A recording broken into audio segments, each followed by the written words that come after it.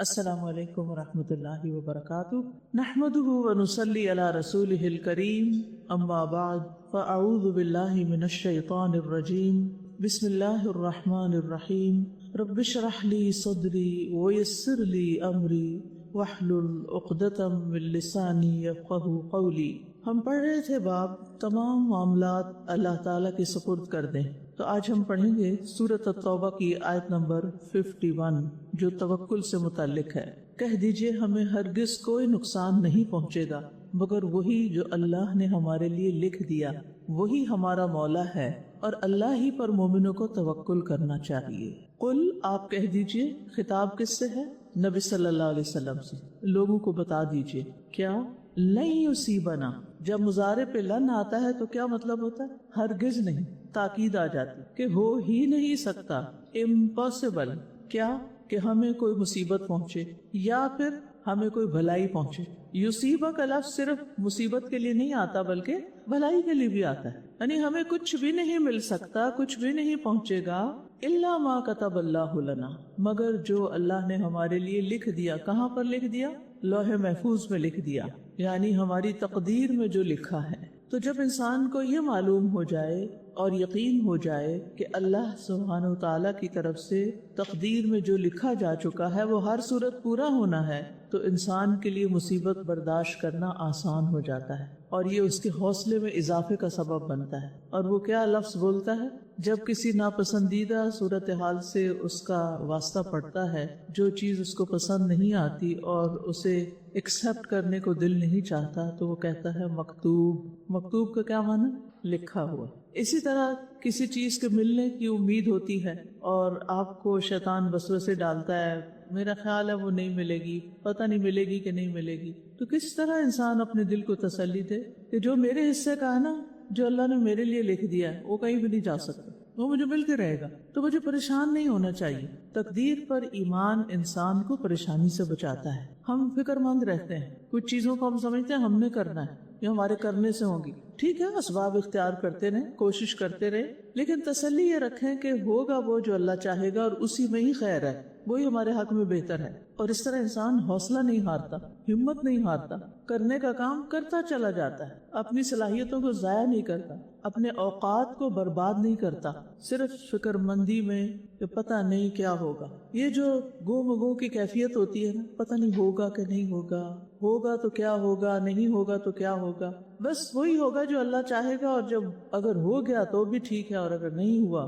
تو بھی ٹھیک ہے، اللہ نے میرے لیے کوئی اور راستہ رکھا ہوگا، کوئی اور کام رکھا ہوگا، کوئی اور چیز رکھی ہوگی، کیونکہ وَلَمْ أَكُمْ بِدُعَائِكَ رَبِّ شَقِيًّا، اللہ سے مانگ کر تو میں کبھی بدبخت رہا ہی نہیں۔ کبھی اللہ تعالیٰ وہی چیز دے دیتا ہے اور کبھی اللہ تعالیٰ اس سے بھی بہتر دے دیتا ہے، اور کبھی اللہ تعالیٰ اس دعا کے بدلے میری کوئی اور مصیبت ٹال دیتا ہے جو آ جاتی تو اس نعمت کو بھی کھا جاتی۔ هو مولانا، وہی ہمارا سرپرست ہے، مولا ہے، آقا ہے، ہمارے دینی، دنیاوی، اخروی سارے امور اس کے ہاتھ میں ہیں، لہذا جو فیصلہ وہ کرتا ہے اسی میں ہماری بھلائی ہوتی ہے، اور جس کا سرپرست اللہ ہو پھر وہ کبھی بھی نقصان بھی نہیں ہوتا۔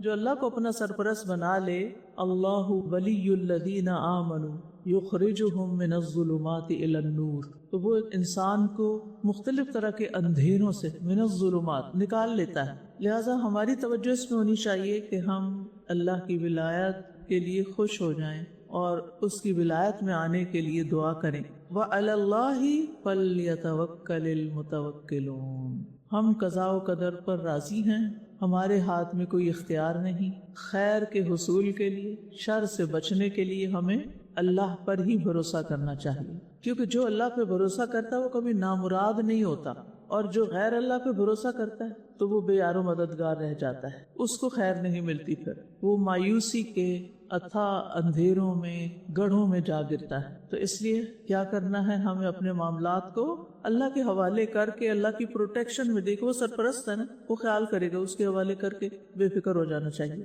آپ کو معلوم ہوگا کہ ہم سب کووڈ سے متاثر ہوئے کسی نہ کسی طرح، کوئی بندہ نہیں بچا، اس سے مطلب نہیں کہ اس کو کووڈ ہوا، لیکن کچھ لوگوں کو تو براہ راست کووڈ ہوا اور کچھ لوگ اس کووڈ کی سچویشن سے کسی نہ کسی طرح فائنینشلی یا ایموشنلی ڈسٹرب ہوئے۔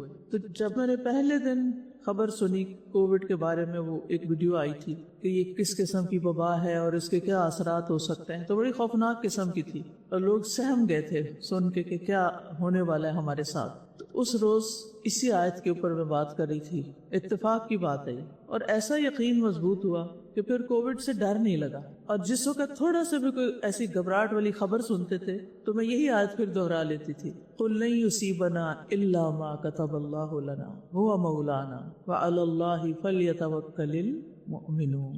اور یہ آیت میں نے اپنی ڈائری میں لکھی ہوئی ہے جس کو میں روزانہ پڑھتی ہوں۔ کوئی چھوٹی سی چیز بھی مجھے اگر بادر کرے، کسی چھوٹی سی چیز کے بارے میں بھی مجھے اگر فکر مندی ہو، تو صبح صبح پورے ایمان کے ساتھ، ہوش کے ساتھ اس آیت کو پڑھ لینا تسکین کا باعث بن جاتا ہے۔ ہونا وہ ہے جو اللہ نے چاہا، بھروسہ اللہ پہ رکھو، مدد اللہ سے مانگو، اس کی سرپرستی میں اپنے آپ کو دو، اور ساری فکریں چھوڑ کے جو تمہارے فرائض ہیں ان کو ادا کرو، پورے شرح صدر کے ساتھ، یقین کے ساتھ، خوشی کے ساتھ۔ فکر مندی کا بوجھ سر پہ اٹھا کے نہ ہم کسی سے سیدھے منہ بات کر سکتے ہیں، ہم مسکرانا بھی بھول جاتے ہیں۔ کیا ہے بھئی، ان کو کوئی فکر لگی ہوئی ہے، کسی بات پہ پریشان ہے۔ اکثر دیکھا گیا ہے گھروں میں خواتین کا موڈ آف رہتا ہے، کوئی نہ کوئی چیز ان کو پھٹک جاتی ہے، کبھی بچوں کی طرف سے، کبھی شوہر کی طرف سے، کبھی سسرال کی طرف سے، ان سب کے اندر گھری ہوتی ہیں، جس کی وجہ سے اخلاق خراب کر بیٹھتے ہیں۔ اور میزان میں سب سے بھاری نیکی کون سی ہے؟ اچھا اخلاق۔ اچھا اخلاق ہو ہی نہیں سکتا جب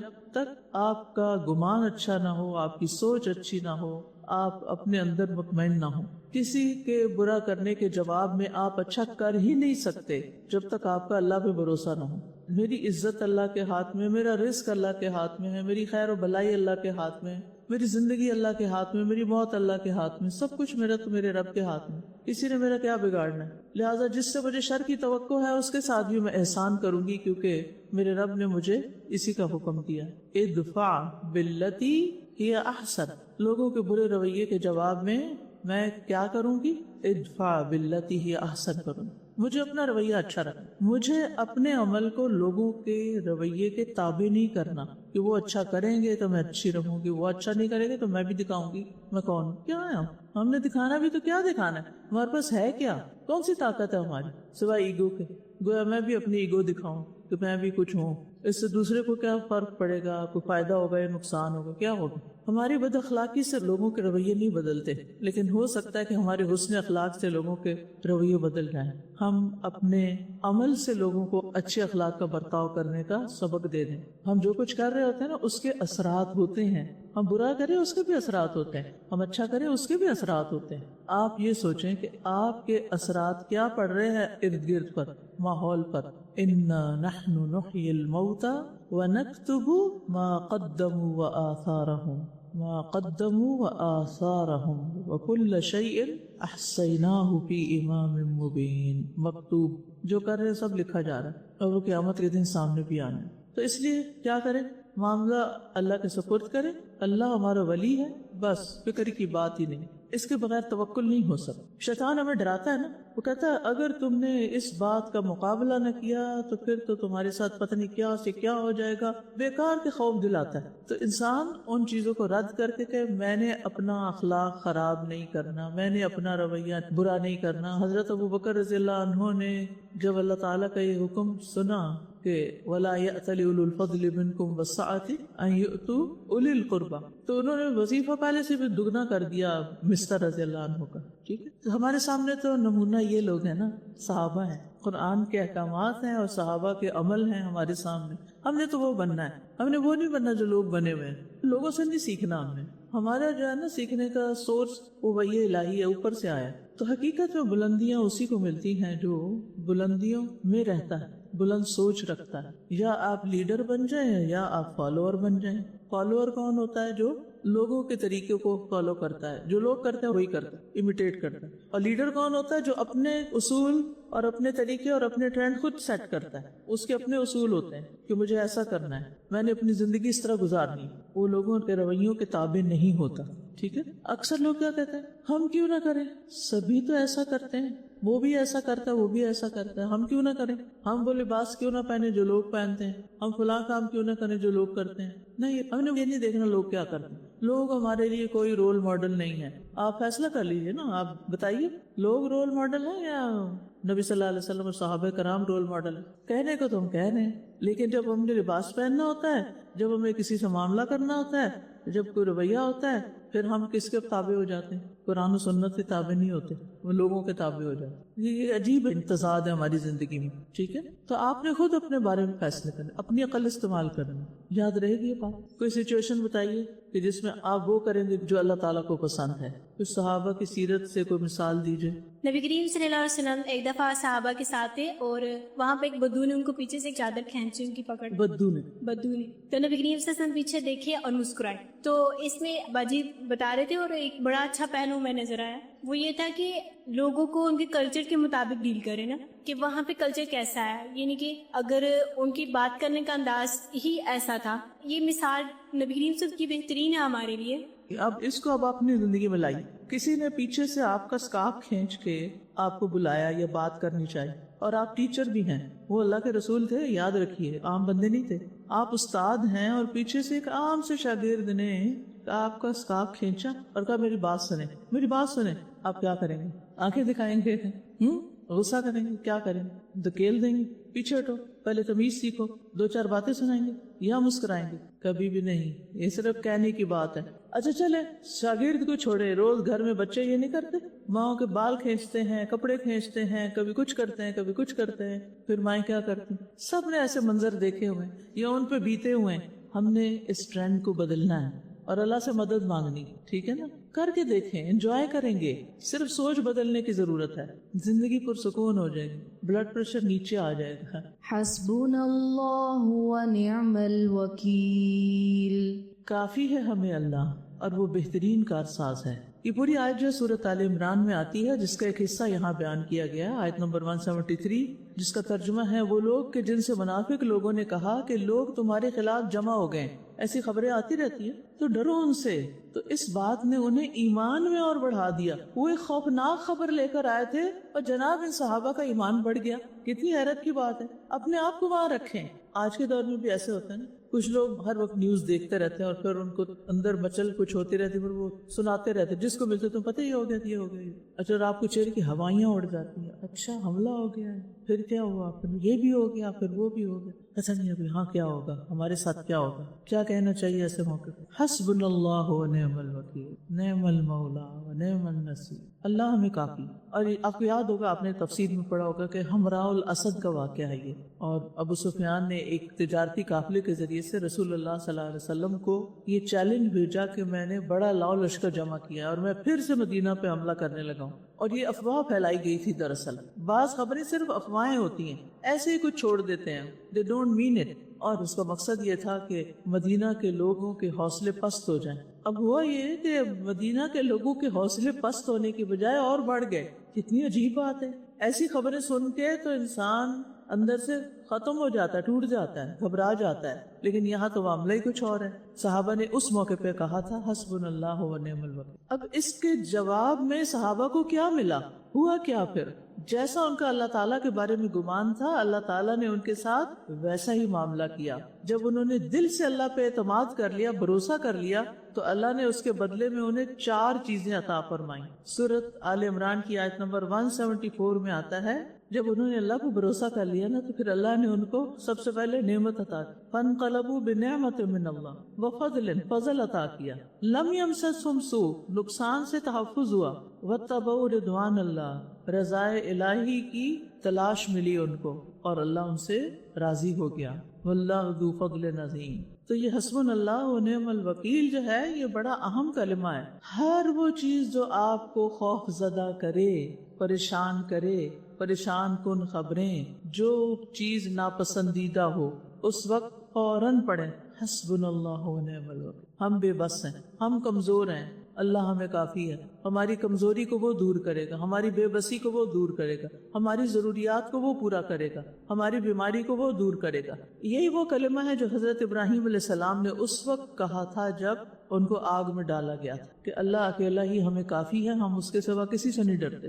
اسی سے اللہ تعالیٰ کا ایک نام بھی ہے الحسیب. حسیب وہ ذات ہوتی ہے جس کے سامنے ضروریات پیش کی جائیں تو وہ فوراً پوری کر دے، اور جب کسی کے بارے میں فیصلہ کرے تو اٹل اور ناقابل قابل تردید ہو. اور نعم الوکیل میں اللہ تعالیٰ کی تعریف بیان کی جا رہی ہے کہ سب سے بہترین ذات جس پر بھروسہ کیا جا سکتا ہے وہ اللہ کی ذات ہے. اور وکیل کس طرح کہ سارے جہانوں کو پیدا بھی اس نے کیا, ان کی تدبیر بھی وہی کر رہا ہے, ان کی رہنمائی بھی وہی کر رہا ہے, اور ان کی تقدیر کا ذمہ دار بھی وہی ہے.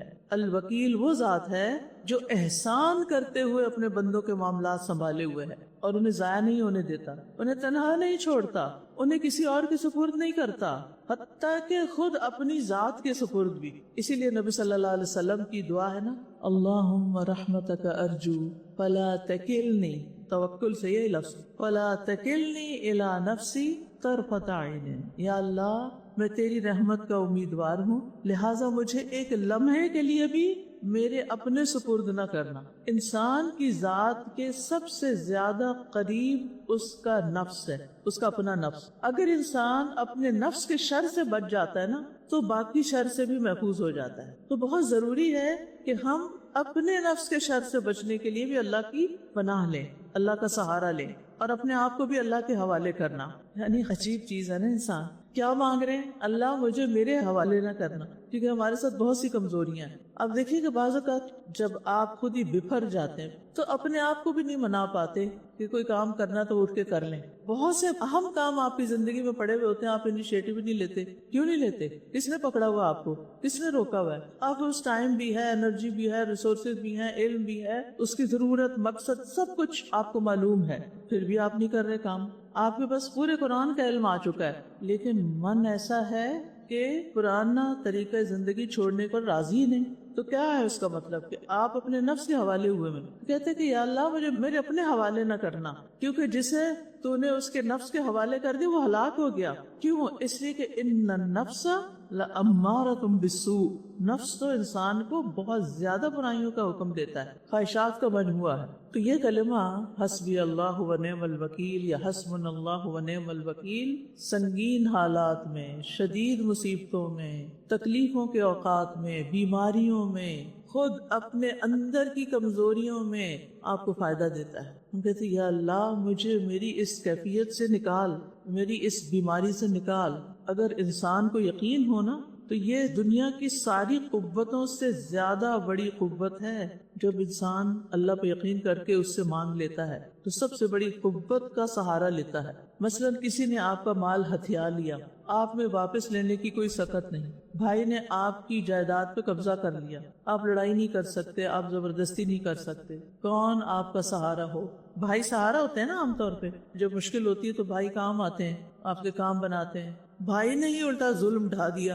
کتنی کہانیاں آپ جا کے دیکھیں کورٹس میں, بہن نے بھائی نے بھائی کے خلاف مقدمے کیے ہوئے. آپ کسی ایسے کو جانتے ہیں جس نے ایسا کچھ کیا ہو؟ کبھی سنا خاندان میں یا کہیں ادھر ادھر؟ سبحان اللہ. اس کا مطلب یہ چیز بہت عام ہے نا کہ جن پہ ہمیں مان ہوتا ہے, جن سے ہمیں توقع ہوتی ہے یہ ہمارے کام آئیں گے, یہ ہمارا سہارا بنیں گے, وہی کیا کرتے ہیں, وہی آپ کے اوپر ظلم ڈھانے لگتے ہیں, وہی آپ کا مال قبض کر لیتے ہیں, آپ کے پتے کاٹ دیتے ہیں, کیونکہ آپ نے ٹرسٹ کر کے ان کو اپنے سارے راز دیے ہوئے ہوتے ہیں, وہ آپ ہی کے خلاف استعمال کر دیتے ہیں. تو جنہیں سمجھا تھا مددگار وہ ہو گئے فرار.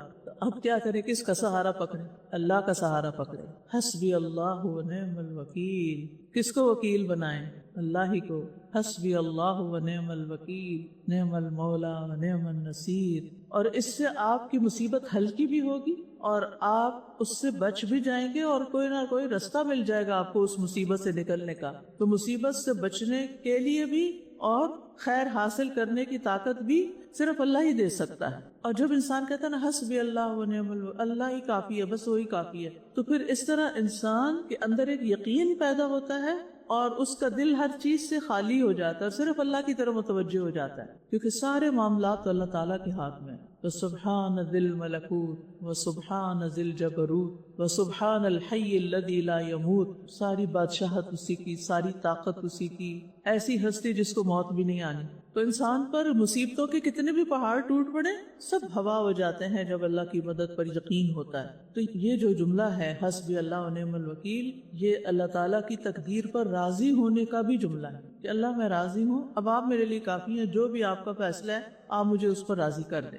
ایک حدیث میں آتا ہے رسول اللہ صلی اللہ علیہ وسلم نے فرمایا یقیناً تمہارے بعد ایک گمراہ کن کذاب آئے گا جس کے سر میں پیچھے سے شکنیں بنی ہوں گی، موٹا ہونے کی وجہ سے پیچھے سے بل پڑے ہوئے ہوں گے، اور بے شک وہ یہ دعویٰ کرے گا میں تمہارا رب ہوں۔ تو جو شخص یہ کہہ دے تو ہمارا رب نہیں، ہمارا رب تو اللہ ہے، ہم اسی پر توکل کرتے ہیں۔ لیکن ربنا اللہ علیہ توکلنا والیہ انبنا نعوذ باللہ من شرک، ہم اللہ پر توکل کرتے ہیں، اسی کی طرف رجوع کرتے ہیں، اور ہم تیرے شر سے اللہ کی پناہ میں آتے ہیں۔ تو دجال کو اس شخص پر تسلط حاصل نہیں ہوگا، دجال اس کو کچھ بھی نہیں بگاڑ سکتا۔ یزید بن حکیم کہا کرتے تھے مجھے کبھی کسی شخص سے اتنا ڈر نہیں لگا جتنا مجھے کسی ایسے شخص پر ظلم کرتے ہوئے ڈر لگا کہ اس کا مددگار صرف اللہ ہے، اور وہ مجھے یہ کہہ دے کہ میرے لیے اللہ کافی ہے، میرے اور تمہارے درمیان فیصلہ اللہ ہی کرے گا۔ کہ تو اس سے میں ڈر جاتا ہوں، اور یہ ڈرنے کی بات بھی ہے کیونکہ اللہ کا مقابلہ تو پھر کوئی نہیں کر سکتا نا۔ جی پیاری استاذہ، آپ نے بھی فرمایا کہ بلندی اس کو ملتی ہے جو بلند سوچ رکھتا ہے۔ دنیا میں انسان یا لیڈر ہوگا یا فالوور ہوگا، تو ہم دیکھتے ہیں کہ دنیا میں جو لیڈرشپ کی تھیوری ہے اس کو ایک پیرامڈ کی شکل میں دیکھا جاتا ہے۔ ٹاپ پہ اس کے جو لیڈرز ہوتے ہیں، مڈل مینجمنٹ ہے، اور پھر یا فالوورز ہیں اور ورکرز ہیں۔ تو یہ جو ایک گرو کرنے کا سفر ہے نا، نیچے سے اوپر آنے کا ایک کانسیپٹ ہے جس میں لیڈر جو ہے گرو کرتا ہے۔ اس پورے پروسیس کو آرگینک ایوولوشن کہتے ہیں، اور اس میں استاذ اس لیڈرشپ کے رول میں یہ جو دعا ہے حسبنا اللہ و نعم الوکیل، یہ اتنی بہترین دعا ہے کیونکہ مشکلیں آتی ہیں، پرابلمز آتی ہیں، کیونکہ جو آپ اوپر چڑھتے جاتے ہیں پہاڑ پہ تو مشکلات بڑھتی جاتی ہیں، آپ اکیلے ہوتے جاتے ہیں کیونکہ سب نہیں چڑھ پاتے۔ السلام علیکم استاذ، آج یہ بہت خوبصورت جیسے دعائیں ہم پڑھ رہے ہیں، اور بلکہ یقین اس بار تو آپ ہمیں یقین ٹرانسمٹ کر رہے ہیں۔ استاذہ اس کے بارے میں جب بھی کبھی پریشانی زندگی میں آئے تو میں ایک پولی ویگل تھیری یہ کہتے ہیں، اس میں 3 چیزیں، ایک یہ کہ جب بھی کوئی آپ کو ڈانٹ دے، جیسے اسکارف کھینچ دے، تو یہاں آپ سمپیتھیٹک سسٹم میں جا سکتے ہیں جس سے آپ کو غصہ آ جائے گا، اینگر آئے گا، دل کی دھڑکن تیز ہو جائے گی، ایک دم گرمی لگنے لگ جائے گی، یعنی فائٹ اور فلائٹ کے موڈ میں، جو ہم بہت سنتے ہیں۔ لیکن آج جو نئی چیز میں نے سیکھی وہ بہت ڈفرینٹ ہے۔ دوسری سچویشن کیا ہوتی ہے جس میں انسان فریز کر جاتا ہے، بالکل نم ہو جاتا ہے، اس کو سوچنا بند ہو جاتا ہے، اس کو یہ نہیں پتا چلتا کہ اب مجھے کیا کرنا چاہیے یا میں کچھ کرنے کے قابل ہوں کہ نہیں۔ یہ ٹورڈ سوئسائڈ اس کو کہتے ہیں پولی ویگل میں، اس میں ویگس نرو کا ڈورسل پارٹ استعمال ہو رہا ہوتا ہے۔ سزا لیکن ایک نئی چیز جو میں نے سیکھی وہ تھا حضرت ابراہیم والا کہ ریسٹ اینڈ ڈائجسٹ، یعنی حسبنا اللہ و نعم الوکیل جو بھی پڑھتے ہیں تو انسان کا جسم اس چیز کو ماننے کو تیار ہو جاتا ہے کہ میں نے اپنے آپ کو کام رکھنا ہے، کول رکھنا ہے، اور اس سچویشن میں میں نے بہیو کرنا ہے۔ اور انٹرسٹنگ بات یہ تھی کہ AIB حسبنا اللہ والا فکرہ بتا رہا تھا، حالانکہ میں نے اس کو کچھ اسلامک نہیں کہا تھا۔ مطلب ماشاءاللہ استاذہ، مطلب I'm so happy کہ میں پڑھ کے حیران تھی کہ ان کے پاس بھی ہمارے ہی ذکر ہے، اور وہ کہہ رہے تھے حسبی اللہ پڑھیں تاکہ آپ کا ڈورسل ویگل سسٹم ٹون اپ ہو جائے، اور اس کے لیے ایک اور انہوں نے سادہ چیز بتائی، گارگلز کرنا، مطلب بڑا انٹرسٹنگ تھا۔ آپ دیکھیں نبی صلی اللہ علیہ وسلم مسواک جب کرتے تھے اور وہ اندر سے آواز آتی تھی اور وہ سارا کچھ، تو سادہ یہ بھی آپ کے ویگل ڈورسل کو اسٹیمولیٹ کرتا ہے اور آٹومیٹکلی آپ کام اینڈ کول بہیو کرنا شروع ہو جاتے۔ سبحان اللہ، مطلب ہماری چیزیں AI بتا رہے ہیں، اور وہی بات ہے کہ اللہ تعالیٰ ہمیں توفیق دے کہ ہم عمل بھی کریں اور آگے بھی پہنچ جائیں۔ دیکھیں اگر آپ نہیں بتائیں کہ اللہ تعالیٰ کوئی اور کسی کو پیدا کر دے گا، کوئی جانور پیدا کر دے گا، وہ بتانا شروع کر دے۔ AI کے حوالے سے کامنٹ کیا ہے کہ وہ آپ کو جج کر لیتا ہے کہ آپ کس طرح کی بات سننا چاہتے ہیں، تو وہ آپ کو پھر وہی اچھی اچھی باتیں سنواتے ہیں۔ میں استاذہ 2 باتیں کرنا چاہوں گی۔ ایک تو یہ کہ اس آیت کو میں نے ہمیشہ جنرلی مصیبت کے کانٹیکس میں سمجھا تھا کہ یصیبنا کو ہم مصیبت کے کانٹیکس میں، لیکن جب آپ اس آیت کو اس پوائنٹ آف ویو سے دیکھتے ہیں نا کہ مجھے کوئی خیر پہنچ رہی ہے، میں کچھ اچیو کر سک رہی ہوں، تو وہ بھی اللہ نے میرے لیے لکھا ہوا تھا، اللہ ہی وکیل ہے، اللہ ہی نے مجھے انیبل کیا، اللہ ہی نے اسباب پیدا کیے، تو I was able to do it. کیونکہ جب آپ کبھی کر پاتے ہیں اور جب کبھی نہیں کر پاتے تو وہاں آپ مشکل میں پڑتے ہیں، تو جب یہ ریمائنڈر آپ کو رہے گا تو پھر آپ خیر پر بھی اللہ کو ہی وکیل جانتے ہوئے زیادہ شکر گزاری آپ کے اندر آئے گی۔ دوسری، ایک تو غم کا ایسپیکٹ ہے مکتوب کے کانٹیکس میں، دوسرا جو فیئر اور انسرٹنٹی ہوتی ہے نا، یہ میں نے دیکھا آج کل کی جنریشن میں خاص طور پہ کہ وہ جو کنٹرول کی فیلنگ ہے کہ I need to be in control, تو anything that makes you uncertain یا anything that makes you fearful puts you at unease۔ تو یہ آیت آپ کو وہ مینیج کرنا سکھاتی ہے جس سے ہم ایکسیپٹینس کی بات کر رہے تھے کہ آپ کو انسرٹنٹی کو بھی امبریس کرنا پڑتا ہے، فیئر کو بھی آپ کو امبریس کرنا پڑتا ہے، ایکسیپٹ کرنا پڑتا ہے، لیکن یہ جو ہوا مولانا ہے کہ ہوگا بھی وہی جو لکھا ہوا ہے، میں یہاں پہ ایک آپ کو کوگنیٹو ڈسٹورشن بتاتی ہوں کہ کس ٹریپ میں شیطان آپ کو پھنساتا ہے. آپ اللہ کی قدر پہ اندازے لگانے لگ جاتے ہیں کہ اللہ نے میرے لیے آزمائش تو نہیں لکھی ہوئی, ہونا تو وہی ہے جو لکھا ہوا ہے, لیکن اللہ نے میرے لیے آزمائش نہ لکھ دی ہو. یہ کیونکہ میں سنتی ہوں باتیں کہ یہ ایسے ٹریپس میں پھنس جاتے ہیں. بالکل. تو یہ جو ہوا مولانا ہے وہ آپ کو کمفرٹ دیتا ہے کہ اللہ نے جو لکھا ہے وہ مولا بھی ہے, وہ کیئر ٹیکر ہے, پروٹیکٹر ہے, اس نے جو لکھا ہے وہ آپ کے لیے بیسٹ ہے. تو ٹرسٹ آپ نے, ٹرسٹ آپ کا پورا رہے گا, چاہے آزمائش ہو, تکلیف ہو, لیکن ٹرسٹ رہے گا کہ اسی میں خیر ہے. کافی ہے مجھے اللہ, اس کے سوا کوئی معبود نہیں, اسی پر میں نے توکل کیا اور وہ عرش عظیم کا رب ہے. یہ سورۃ التوبہ کی آیت ہے. اس میں اللہ تعالیٰ اپنے نبی صلی اللہ علیہ وسلم کو تسلی دیتے ہوئے فرما رہے ہیں کہ اگر یہ آپ کے مخالفین, کافر, مشرک, منافق آپ کی دعوت کو قبول نہیں کرتے, اس سے منہ پھیرتے ہیں, تو فکر نہ کریں. آپ اعلان کہہ دیں کہ میرے لیے اللہ کافی ہے. آپ کو ایک فیئر ہوتا ہے نا دین کی بات بتاتے ہوئے, یہ مانیں گے نہیں, انکار کر دیں گے, جھٹلا دیں گے, ہوتا ہے نا ایسے. میں نے اگر کسی کو بات کی تو اس نے مانی نہیں تو پھر کیا فائدہ, تو چھوڑو, میں کہتی نہیں. آپ کہیں, اور اگر کوئی جھٹلا دے تو کیا کہیں, حسبی اللہ لا الہ الا هو علیہ توکلت وہو رب العرش العظیم, کہ میں تو اس رب کی بات کر رہی ہوں جو عرش عظیم کا مالک ہے. اگر یہ لوگ نہیں مانتے تو نہ مانیں, اپنا ہی نقصان کر رہے ہیں. میں تو اس ہستی کی بات کر رہا ہوں جو اتنی بڑی ہے, تو مجھے کس بات کی فکر ہے, میں تو اس کا نمائندہ ہوں. اس طرح انسان اللہ کی ذات پر کامل بھروسہ کر لیتا ہے کہ طاقت, قوت, قدرت سب اس کے پاس, وہ مالک اور وہ عرش عظیم کا مالک بھی, لہذا فکر کی بات ہی نہیں. اس کا مطلب نہیں کہ اسباب استعمال نہ کیے جائیں اور انسان اپنی ضروریات کا خیال نہ رکھے, وہ ضرور کرے, لیکن بھروسہ اسباب پہ نہ کرے, بھروسہ اللہ پر ہو. تو یہ کلمہ جو ہے یہ پریشانیوں میں کفایت کرنے والا ہے. حدیث میں آتا ہے, ابو درداء رضی اللہ عنہ سے روایت ہے, وہ کہتے ہیں کہ جس نے صبح اور شام کے وقت 7 بار یہ کہہ لیا, حسبی اللہ لا الہ الا هو علیہ توکلت وہو رب العرش العظیم, اللہ اس کی پریشانیوں میں اس کی کفایت فرمائے گا, اس کو کافی ہو جائے. تو آپ میں سے جو کوئی بھی پریشان ہے یا اکثر پریشان رہتا ہے, وہ اس کلمے کا مسلسل ورد کرے اور اچھی طرح سوچ بچار کے کہہ رہا ہوں. بس نا آپ کی کوئی ضرورت ہے, آپ کے اللہ, آپ تو عرش عظیم کے مالک ہیں, آپ کے خزانوں میں تو کوئی کمی نہیں آتی اگر آپ میری یہ ضرورت پوری کر دیں. آپ کے لیے تو کچھ مشکل ہی نہیں. میں ایک حقیر, فقیر, مسکین انسان, کس کے پاس جاؤں؟ آپ نہیں کرنا ہے جو کرنا ہے, آپ ہی سے توقع ہے, آپ ہی سے امید ہے, آپ ہی سے مانتے ہیں. اور آپ نے خود فرمایا کہ وقال ربکم ادعونی استجب لکم, تو بس آپ میری یہ ریکویسٹ مان لیں. اور جہاں کہیں بھی تم ہو وہ تمہارے ساتھ ہے, اور جو کچھ تم کرتے ہو اللہ اسے خوب دیکھنے والا ہے. جہاں بھی تم ہو اللہ تمہارے ساتھ ہے, اپنے گھر میں ہو, باہر ہو, سفر میں ہو, کہیں تنہا ہو, اکیلے ہو, رات ہے, دن ہے, اپنے ملک میں ہو, غیر ملک میں ہو, کسی جہاز میں بیٹھے ہوئے ہو, کسی گاڑی پر بیٹھے ہوئے ہو, پیدل جا رہے ہو, کسی کان میں, کسی کیو میں, کہیں بھی ہو, تم اللہ کی نگاہ میں ہو. وہ اپنے علم کے ذریعے تمہارے ساتھ ہے, تمہارے اعمال دیکھ رہا ہے, اس سے کچھ بھی چھپا ہوا نہیں ہے. اور اگر میں اللہ کی اطاعت کروں گی تو اللہ کی معیت خاص حاصل ہوگی, اس کی مدد حاصل ہوگی, اور اللہ جو بھی تم کرتے ہو اس کو دیکھ رہا ہے. اب آپ بیمار ہیں, ہاسپٹل جا رہے ہیں, یا کوئی آپ کے ساتھ جانے والا نہیں. اکثر خواتین کو شکایت ہوتی ہے, میں بیمار ہوں, میرے ہسبینڈ مجھے ہاسپٹل نہیں لے کے جاتے, کبھی میں بیٹے کے ساتھ جاتی ہوں, کبھی میں کسی اور کے ساتھ جاتی ہوں, دکھی رہتی ہوں. یہ دکھ ہم نے خود پال لی ہے نا. کیوں؟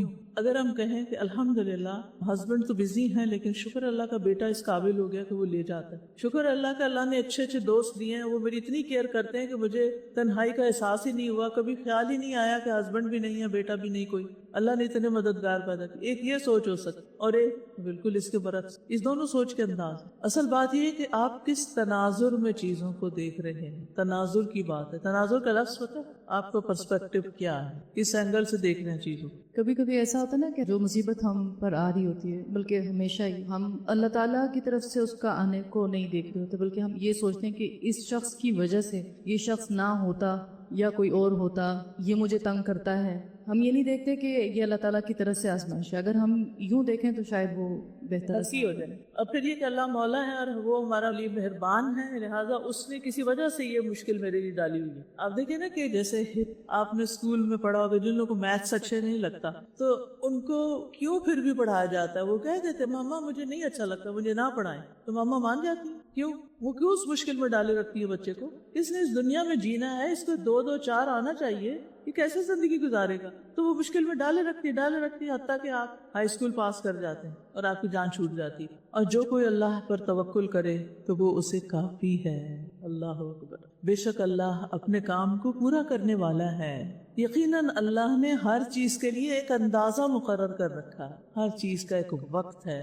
تو بات یہ ہے کہ اللہ سبحانہ و تعالیٰ ان لوگوں کے لیے کافی ہو جاتا ہے جو اللہ پہ بھروسہ کرتے ہیں. یقین کر لیجئے بس اس بات کو. وَمَن يَتَوَكَّلْ عَلَى اللَّهِ فَهُوَ حَسْبُهُ. جو توکل کرے گا اس کو اللہ کافی ہو جائے گا، اس کا کام بن جائے گا. تو ہمارا کام کیا ہے؟ توکل کریں اور اللہ سبحانہ تعالیٰ اپنی مدد بھیج دے گا. لیکن ہم پریشان کیوں ہوتے ہیں کہ ہم نے اتنی دفعہ یہ حسبی اللہ کا وظیفہ کر لیا، ابھی تو کچھ ہوا ہی نہیں. اللہ اپنے کام کو پورا کرنے والا ہے، کرے گا. اس نے کہا ہے نا کافی ہو جاؤں گا، تو ہوگا. لیکن اللہ نے ہر چیز کے کام کا ایک طریقہ رکھا ہے اور اس کا ایک اندازہ ہے، اس کا ایک وقت ہے. صبر سے اس کا انتظار کرو. اسی لیے کل میں نے کہا تھا نا، جس کے اندر صبر نہ ہو وہ توکل نہیں کر سکتا. تو بات یہ ہے کہ جو توکل نہیں کرتے، جو بھروسہ نہیں کرتے، وہ اپنا کام ہونے تک کا وقت بے چینی میں گزارتے ہیں. اب دیکھیے مثلاً آپ نے کہیں جانا تھا، ٹائم تھوڑا تھا، کسی نے آپ کو پک کرنا تھا، وہ جناب آ کے ہی نہیں دے رہے جنہوں نے پک کرنا. اب آپ گیٹ کے پاس گھوم رہے ہیں، آ رہے ہیں، جا رہے ہیں، بے چین، اتنا ٹائم ہو گیا، ابھی نہیں آئے. اور دوسرا رویہ کیا؟ اچھا یہ کرسی رکھیے ساتھ، میں بیٹھ کے پڑھتی ہوں، جب آئیں گے تو میں چلی جاؤں گی، اللہ پہنچا دے گا. اب کیا ہو سکتا ہے؟ تو اپنی بے چینیوں کو کنٹرول کریں، بے وجہ اپنی انرجی ضائع نہ کریں، اسی وقت کو کسی اچھے کام میں استعمال کریں، کیونکہ وہ آپ کے ہاتھ میں نہیں ہے. وہ راستے میں سٹک ہے، کہیں ٹریفک ہے، کوئی وجہ ہے، لیٹ جو ہونا تھا وہ تو ہو گئے. تو کیا ہو؟ اب غصہ کرنے اور باتیں کرنے اور پھر یہ سوچنے کہ یہ تو ہمیشہ ہی لیٹ ہوتی ہیں اور ان سے تو مجھے بس جو سامنے ملا اس کو شروع ہو گئے. بار بار کال کر، اب کہاں تک پہنچے، اب کتنا منٹ رہ گئے، اور وہ بھی صحیح بات نہیں کرتے، 5 منٹ میں آ رہے ہیں، حالانکہ 25 منٹ لگتے. ایک یہ بھی پلیز اپنی عادت درست کر لیجئے، صحیح وقت بتایا کرے دوستوں، سچ بولا کریں.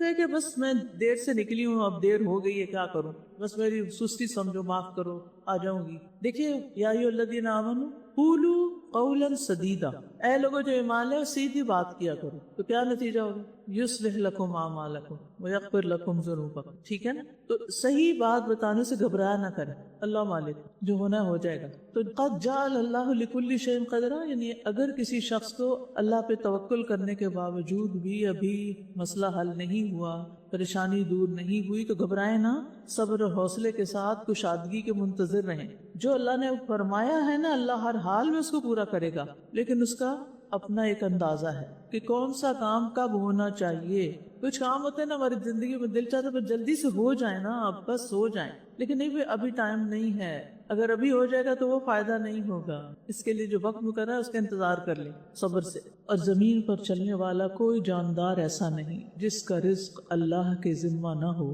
اور وہ اس کے ٹھکانے اور اس کے سونپے جانے کی جگہ کو جانتا ہے. سب کچھ ایک واضح کتاب میں درج ہے. تو اس سے کیا پتہ چلتا ہے کہ اس زمین پہ چلنے والا ہر جاندار، ایک چونٹی، سانپ، کیڑا مکوڑا، چھپکلی، انسان، حیوان، خشکی کا جانور، پانی کا جانور، اس کی خوراک، اس کا رزق اللہ کے ذمہ ہے. اللہ نے پرووائڈ کرنا، اللہ پرووائڈر ہے. ابن منظور لسان العرب میں کہتے ہیں کہ رزق سے مراد ہر وہ چیز ہے جس کے ساتھ ہر زندہ مخلوق کی زندگی قائم ہوتی ہے، خواہ وہ چیز مانوی ہو یا مادی ہو. یعنی رزق صرف مال نہیں بلکہ ہر نعمت رزق ہے. تو ہر جاندار کی ہر ضرورت اللہ پوری کرتا ہے، اور اللہ تعالیٰ اس کی زندگی کے حالات بھی جانتا ہے اور موت کے بعد کے حالات بھی جانتا ہے. سب کچھ لوح محفوظ میں لکھا ہوا ہے. لہٰذا دل اس ہستی کی کفایت پر مطمئن ہونا چاہیے جو ان کے رزق کی کفالت کرتی اور جس نے اپنے علم کے ساتھ ہر چیز کا احاطہ کر رکھا ہے. اس کو پتا ہے ہم کیا کر رہے ہیں اور ہم کیا سوچ رہے ہیں. یہ آیت بھی بڑا توکل سکھاتی ہے